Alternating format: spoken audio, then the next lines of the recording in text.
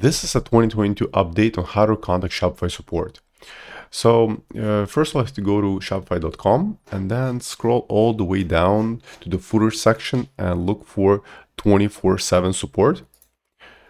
Once the page loads, then you can either log in with your current Shopify account or select the second option, continue without logging in. I'll use the second option. And then in here, you should select the category on which you need support. So let's say starting store.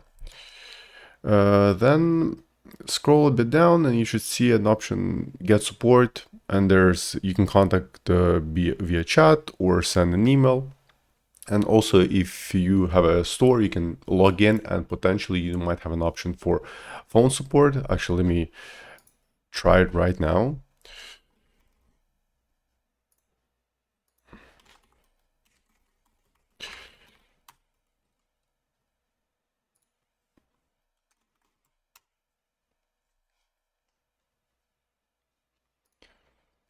That's my development store, and let's see. There's an option to request a callback.